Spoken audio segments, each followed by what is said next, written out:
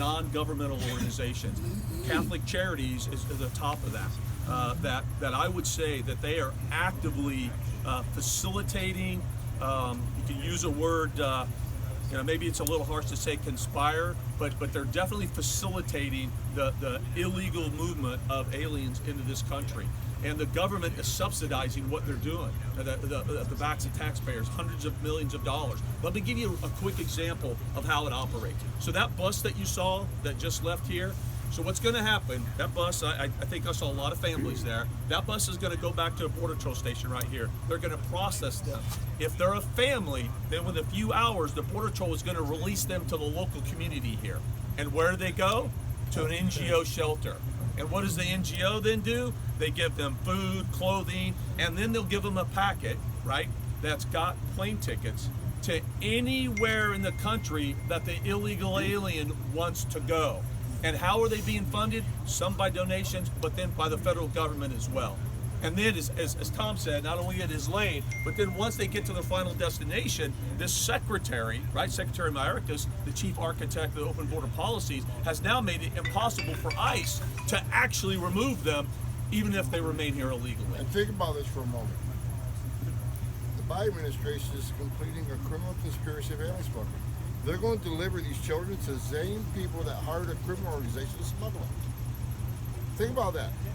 Parents, mostly parents and relatives, hire a criminal organization, smuggle them. It used to be in my day, smuggle them to Chicago, smuggle them to New York. Now, it's cost savings. Just smuggle them to the border, and the Biden administration can arrest them and deliver them to the same people that pay the smuggling organization to deliver them. And when I was ICE director, what we tried to do is say, okay, you're going to deliver the child to the parent, who's 90% is illegal in the United States. They say, so okay, I want the parents to come to ICE.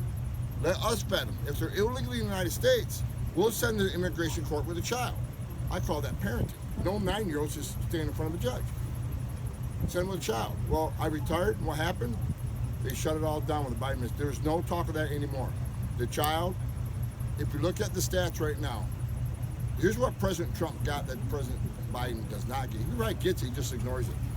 If you look at the Immigration Court, Executive Officer of Immigration Review, 88% of Central Americans who claim asylum at the border never get relief from the U.S. government because they either don't show up at court or they simply don't qualify. 9 out of 10. What happens to that 9 out of 10 that gets order removed by a federal judge? According to Homeland Security's own report, life cycle report, only 3% leave. President Trump, meeting with us, said, why the hell are we doing that? If we know 90% don't qualify and only 3% leave, that's where they come up and remain in Mexico. They can still have their hearings and wait in Mexico. But that's not happening because this administration knows only 3% leave. And as I said before, more of them be counted in the census, sanctuary cities, which results in more House in the seats, more seats in the House for Democrats. It's about perpetual power. I say it. There's a lot of politicians out there that won't say it. A lot of senators, Congress don't want to touch it. There's no other reason. There's no downside in secure border. There's no downside in stopping 31% of women getting raped. There's no downside in children not dying. There's no downside in taking billions of dollars away from the cartels who have murdered border patrol agents. There's no downside in 100,000 people not dying of overdose deaths because fentanyl's coming across this border. There's no downside in a secure border, but this president is the first president in the history of this nation who came into office and unsecured the border. Me and Mark both worked for 6 presidents. Every president, Clinton, Obama, they all came in and said, well, I want a secure border. They all campaigned on it. And they all took some efforts toward it. They did. Some took more than others, some worked, some didn't. But this is the first president that came in and says, I want to unsecure the border. 83% decline in illegal migration, 35-year low. And he came in and destroyed it within, what, 4 days? Yes.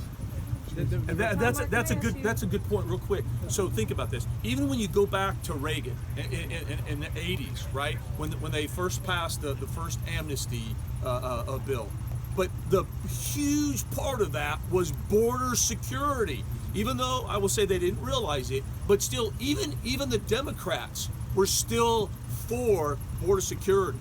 And as the years go by, as Tom said, you'll see both people, regardless of Republican or Democrat, even though we may disagree on amnesty, we never had a disagreement about border security. It's not until this administration, for the first time in our nation's history, that they have tried to pass through reconciliation, which I think was outside the policy and unconstitutional. They were trying to jam through mass amnesty without a single discussion, word, mention about border security. First time it's happened in our nation's history. And we're talking about life and death. Look, I started my career on board